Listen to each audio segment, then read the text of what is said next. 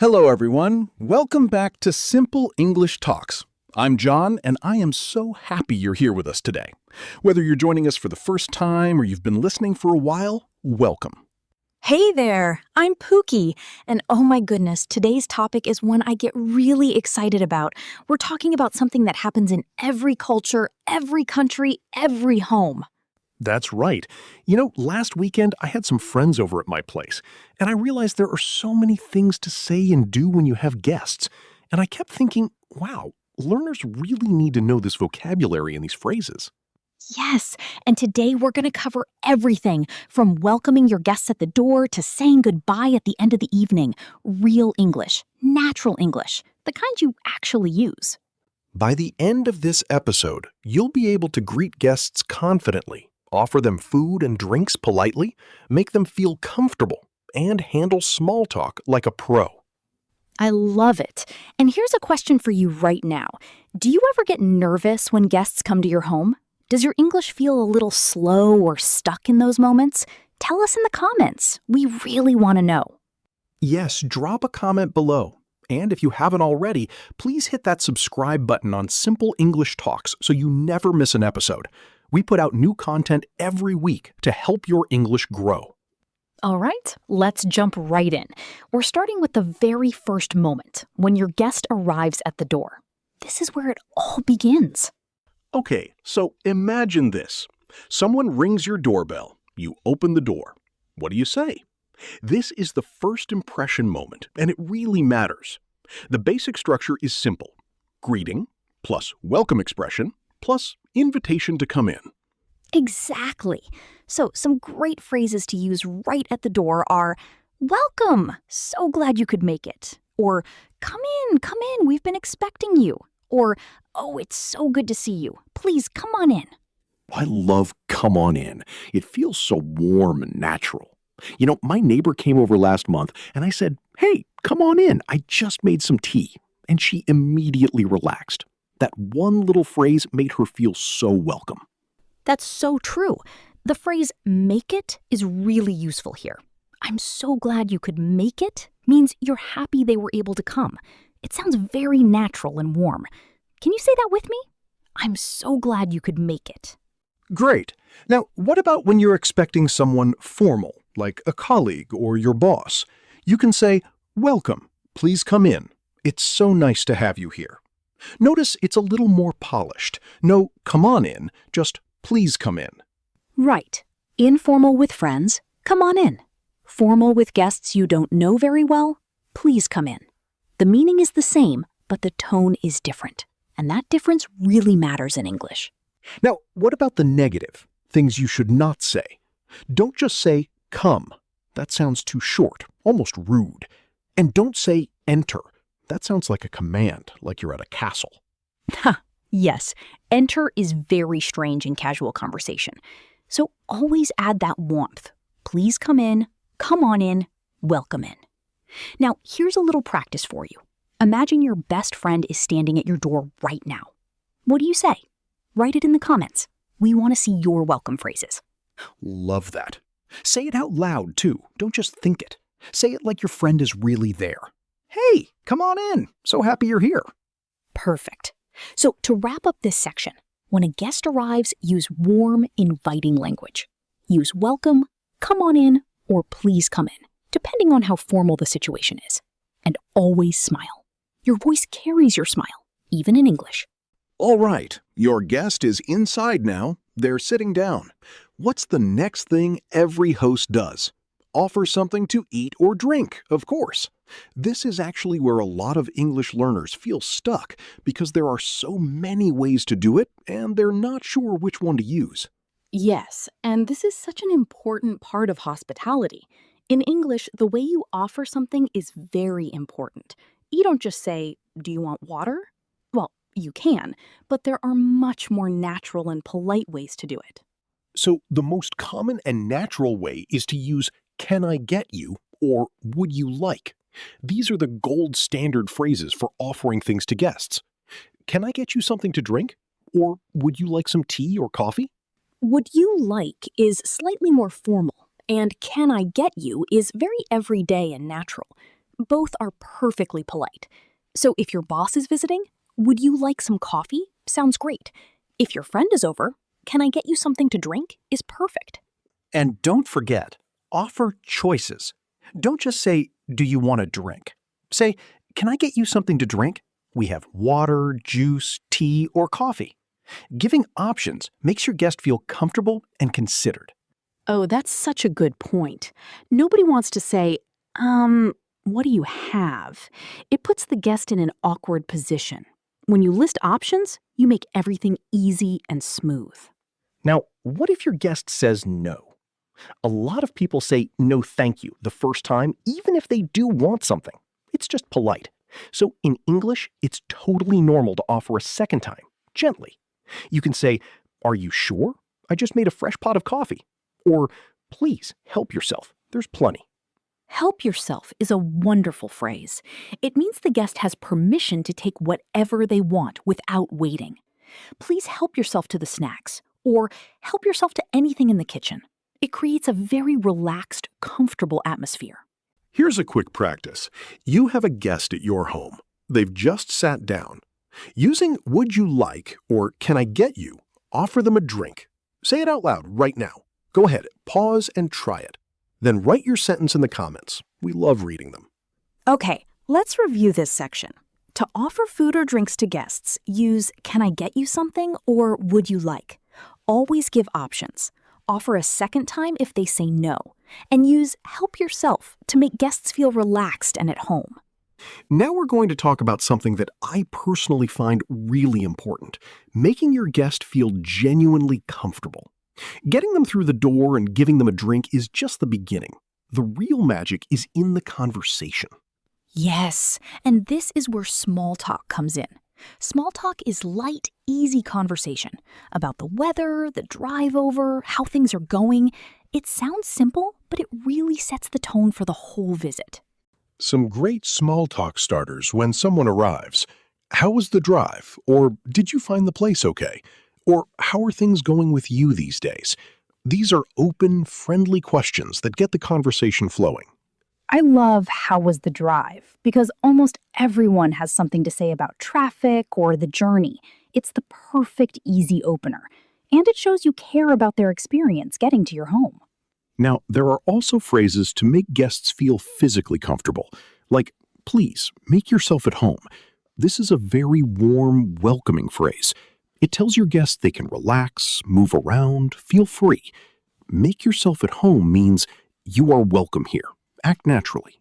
And you can add to it. Please make yourself at home. If you need anything, just let me know. That little addition is so reassuring.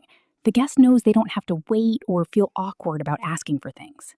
What about when you need to leave the room for a moment, like to get food from the kitchen? You can say, I'll be right back. Just make yourself comfortable. Or, excuse me for a second. I'm just going to grab something from the kitchen. Those are so natural. I'll be right back is one of the most useful phrases in English. Short, clear, friendly.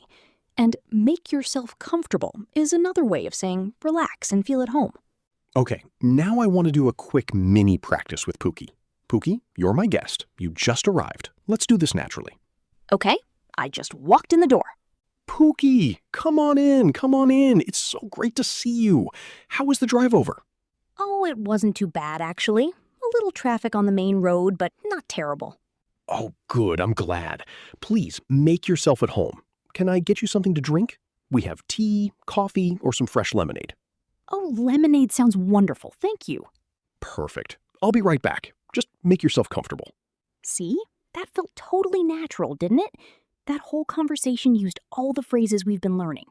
Did you notice how smooth and warm it sounded? Now it's your turn. Practice a mini welcome conversation out loud. You can do both parts if you're practicing alone. Write a few lines in the comments and show us. Okay, now we get to one of my favorite parts of every episode, common mistakes. And I have to be honest, I made some of these mistakes myself when I was learning to speak more formally in English. So don't feel embarrassed. These are very normal things that learners get wrong. Let's go through them one by one. Mistake number 1, saying, do you want something? instead of would you like something or can I get you something. Now, do you want is not wrong exactly, but it sounds a bit blunt and informal, sometimes even slightly rude if said to a guest. It's the difference between do you want food and would you like something to eat? The second one is so much warmer. Yes, the fix is easy. Just switch do you want to would you like or can I get you. It takes 1 second but makes a huge difference in how polished and welcoming you sound. Mistake number 2, saying enter or come when someone arrives. Like I mentioned before, these words are technically correct, but they sound very cold or commanding. Come alone sounds like you're calling a dog. You want to say come in, come on in, or please come in. Yes, come sounds strange. Always add in. It makes it a proper, warm invitation. Come in. Come on in. Perfect. Mistake number 3, forgetting to offer options. Saying, do you want something to drink? And then waiting for the guest to ask what you have? That puts the guest in an uncomfortable spot. The better way? Can I get you something to drink? We have water, tea, juice, or coffee. Always give them choices right away. And mistake number 4, not using please and thank you enough with guests. In everyday casual English with close friends, we sometimes skip these. But with guests, even friends you know well, adding please makes everything sound more considerate and thoughtful. Here you go. Please help yourself. Thank you so much for coming. Such a good point. Thank you so much for coming is something you should always say to a guest, especially at the end of their visit. It makes them feel valued and appreciated. Learners sometimes forget this because they think it's obvious, but saying it out loud really matters. The good news is every single one of these mistakes is easy to fix once you know about them. And just being aware of them already puts you ahead. You're already doing great by listening and learning today. Absolutely. Nobody speaks perfectly all the time, not even native speakers. What matters is that you keep trying and keep practicing. And you're doing exactly that right now. So great job. Now, for each mistake we mentioned, can you write the correct version in the comments? Try all 4. We'll cheer you on. All right, it's practice time. This is one of my favorite parts of the show. We're going to play Choose the Correct Sentence. I'll give you 2 options and you pick the better one. Ready? Let's do it. Situation 1. Your guest just arrived at your front door. Which is better? Option A, come. Option B, come on in. I'm so glad you could make it. Tell us your answer in the comments, A or B. Hopefully everyone said B. Come on in. I'm so glad you could make it. Is warm, natural, and welcoming. Option A is just one word. Too short and cold. Situation 2.